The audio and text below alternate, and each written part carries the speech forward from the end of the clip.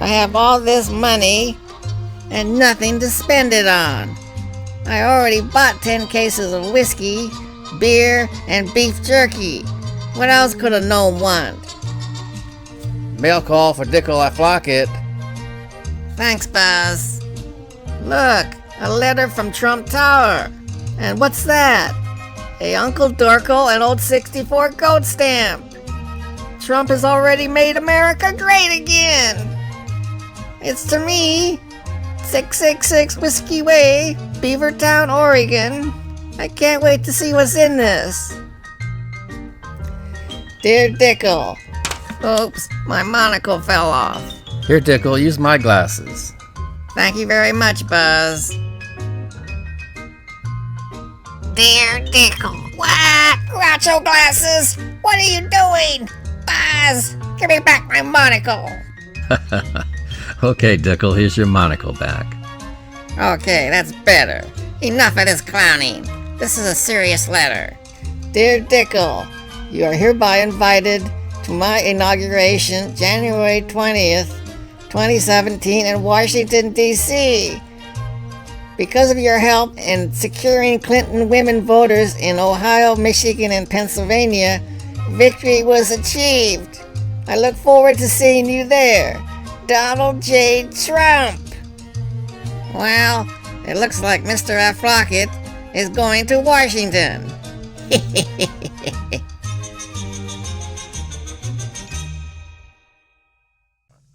Well, welcome everybody to part 7 of this series, 1934 Westinghouse. Can't believe we're up to part 7 already, but indeed it's true. Shut up, will ya? I've done a lot of work on here.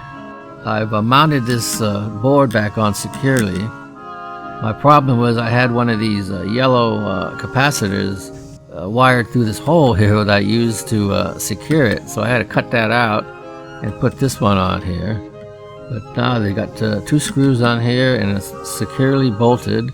I put 2 grommets in here. I just glued them in there. So this is not going to short. There's still a lot of work to do under the chassis here. There's one paper cap here, and there's one more underneath this coil here. It's going to be hard to get to, so I'm going to replace those. Some of you guys used to work on cars as a young man, like me.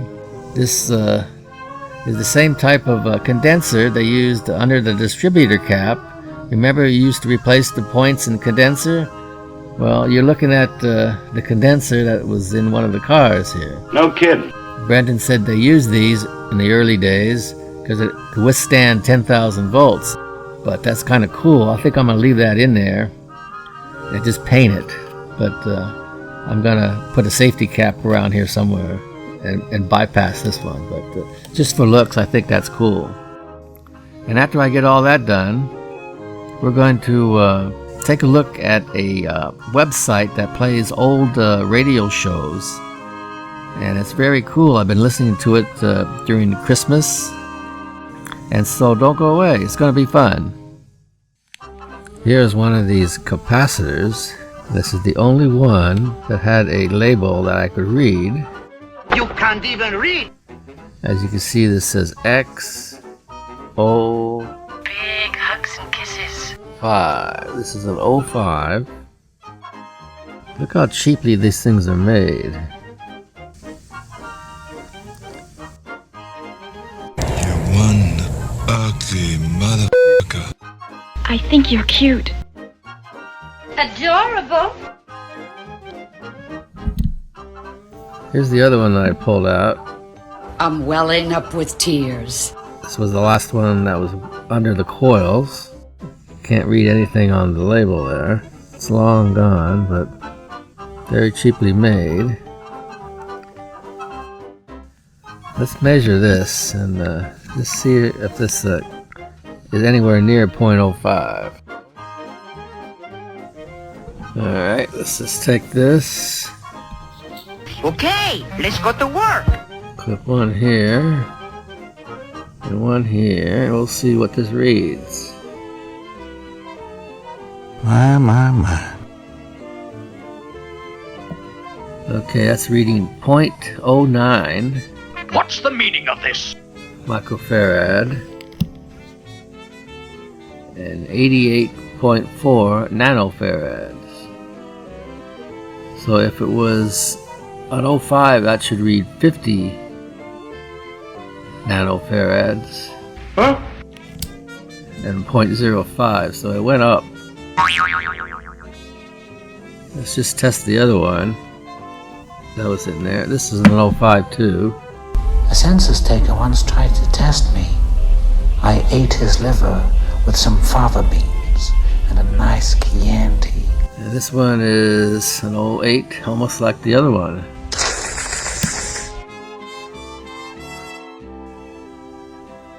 Funny, huh? I see nothing funny about this. Over 80 years old, and these things probably still working okay. Thank you. They just look cheap, that's all. Wow! Well, after I hooked up the power to this radio, I noticed that when I would turn it on, it would come on, but if I tried to turn it off, it would stay on. Say what? So I took this switch apart. Here's what this looks like. This is an old original switch on it. See, there's a little disc there, and it goes around a carbon track. See that? Anyway, this is the portion that is not working, and I noticed when I was flipping this back and forth,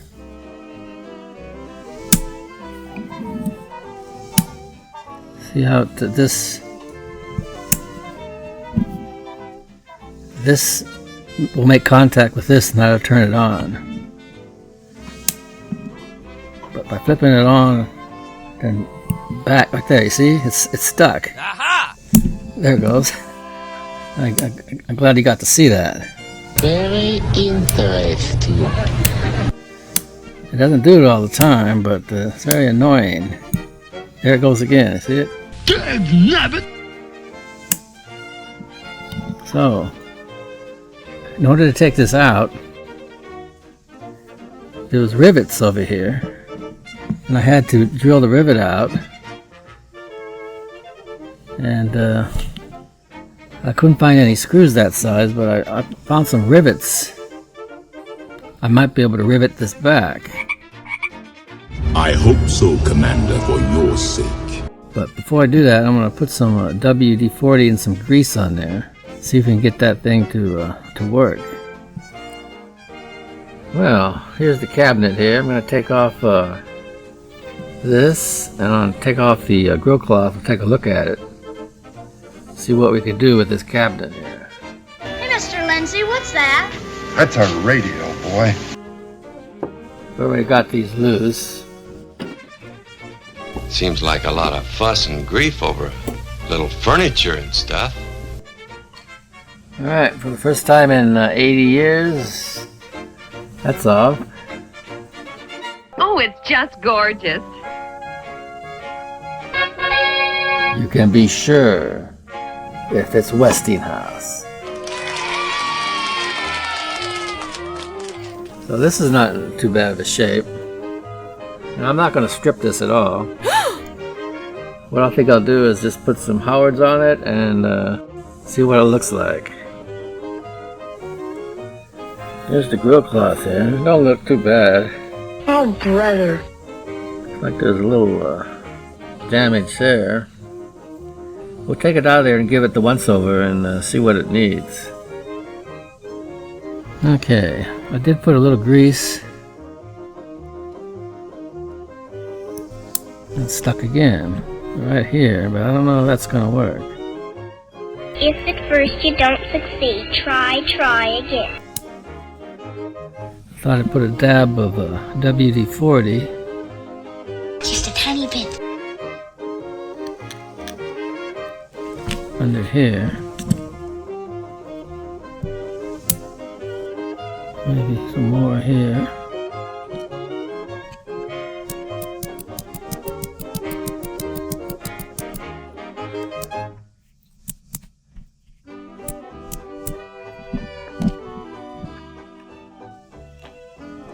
Put a little grease there, work it in.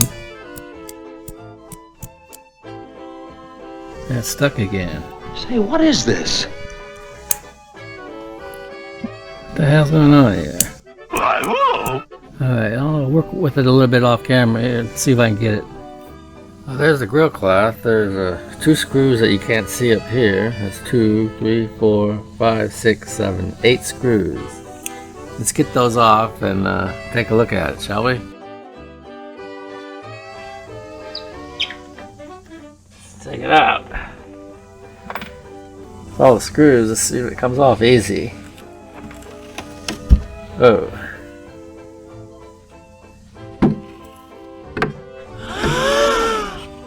There she is. What do you think? Oh, brother! You can see how much it faded here. Here's the part that's been protected there.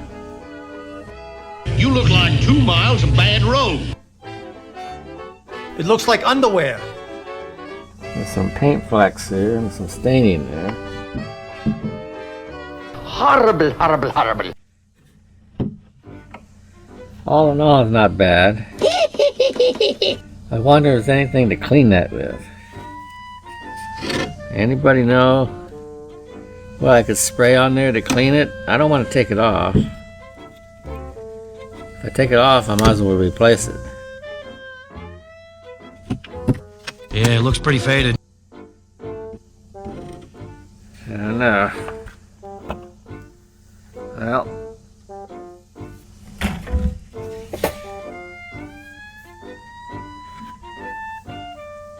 Maybe I can use this as a jail for Dickel. Think so? I put a piece of wood here and have you can look out through the bars. After all, he's used to being in jail. He could be in here and keep him out of trouble. What do you think? Oh my God! Okay. I finally got it to work pretty good. I had to bend this a little bit, and I made great contact. Then I tried to bend it a little bit more, and I bent it too far, so I had to go back. So now, continuity, no continuity.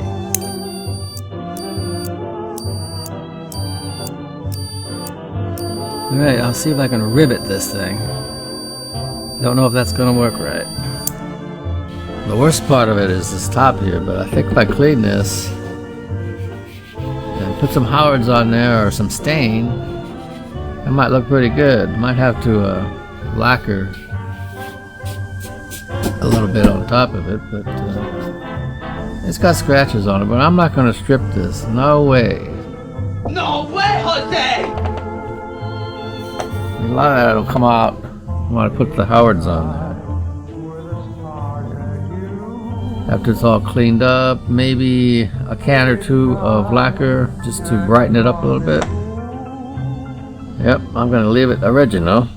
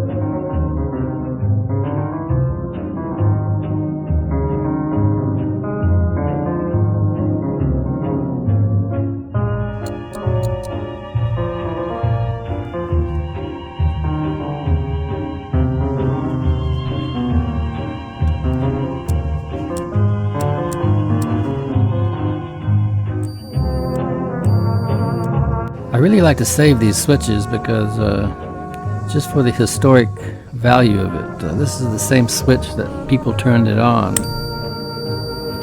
And those people are probably long gone. But here I am using the same switch. And this switch is a power and tone switch.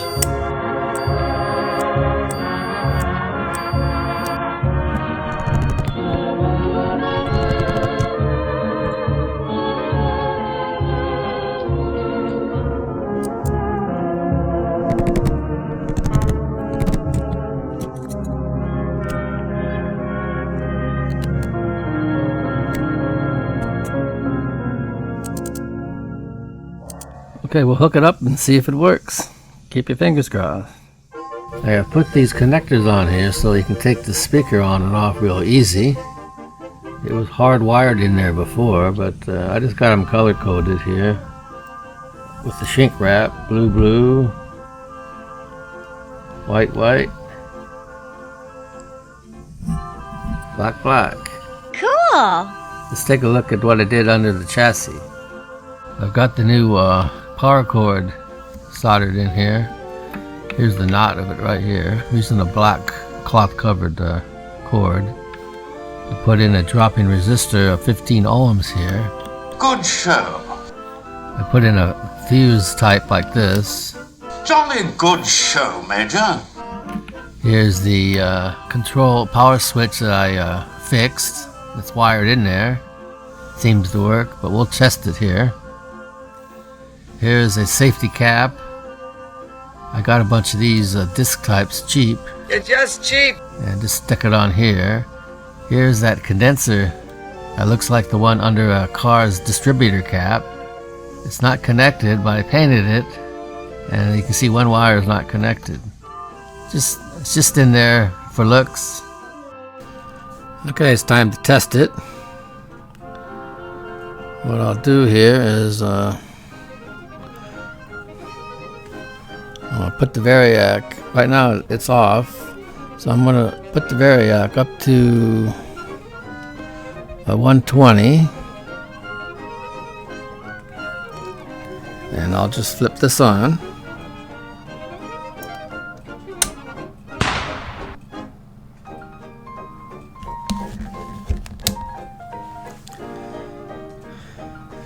There's the B plus will be going down here in a second. Switch seems to be working fine. That's good. This program is brought to you by the makers of Popsicles, Fudgicle, and Creamsicle. Those delicious frozen confections on a stick. Getting 1 million jobs here in the country, 1 million careers for 1 million Americans. Alright, it's working great. B plus is looks good.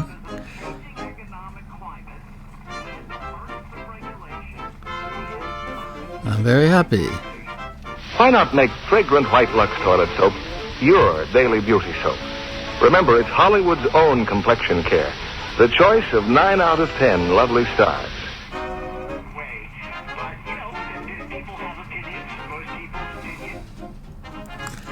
So that's great. So what we're going to do now is let's put on an old radio show. Alright, we'll turn the lights down. Take a listen. Should be fun. Here is the website. It's called the Antioch Broadcasting Network, ABM.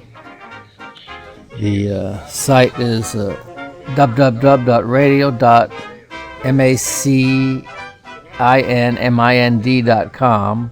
Radio Mac and Mind. They actually have a schedule here. Right now there's the Lone Ranger that's showing from January the 9th, 1948. Now they like to use the same date as we are listening right now. So today's January the 9th. So they put a show on that was broadcast on January 9th, although this one's 1948. And they've got comedy shows, family shows, westerns, matinees, police stories. I've been listening to some of the Gunsmoke, And they have some great Superman serials, and they got Jack Benny and Fibber McGee and Molly. And it's just like a regular schedule of shows. You know, you just tune it in, or in this case, you just type it in, play it. You can broadcast it on your old radio, and it sounds great playing these old shows on your old radios. So give it a try. In the meantime, the Lone Ranger had made a careful investigation. And it's not something.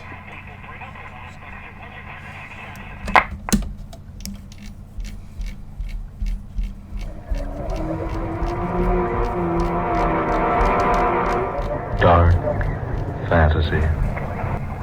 No, I wasn't. I hadn't even noticed it. That's very strange. Yes. Isn't it?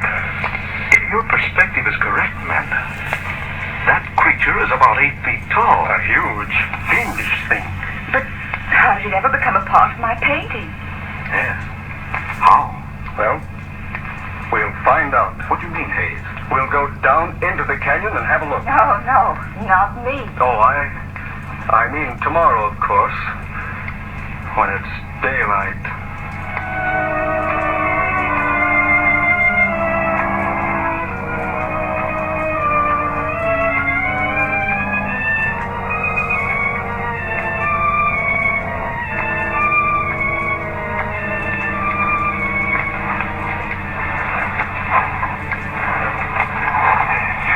Farther, Amanda. Oh, here we are. This is the spot I was painting. I set up my canvas over there on that little mound. Then, according to the sketch you made, that fearful creature was lurking about here. Reggie, look here. Bones. Human bones down there in that crevice. Oh, I say, those can't be human bones. No, they're much too large. I should say so. You're wrong, both of you. They are human bones.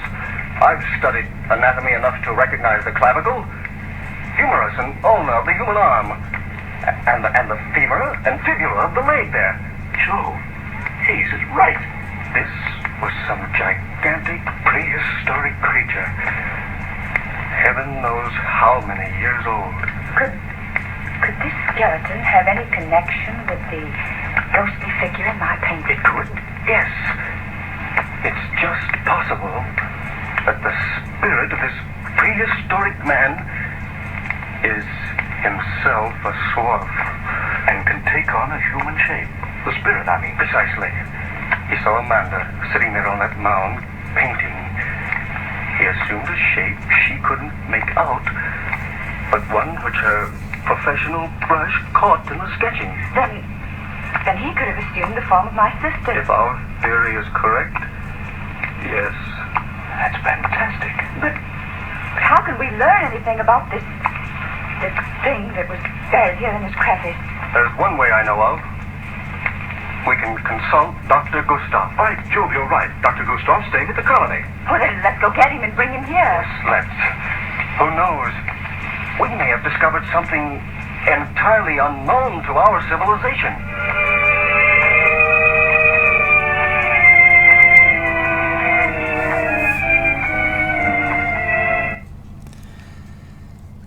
That is from a radio show called Dark Fantasy, broadcast January 9th, 1942, called Curse of the Neanderthal. Must be the story of Democrats. Correct, my friends. These are human bones. Can you identify them, Doctor? I most certainly can. This was a Neanderthal man. Neanderthal? Well, the Neanderthal man existed thousands of years ago. True, Miss Lovelace. From 20 to 40,000 years ago.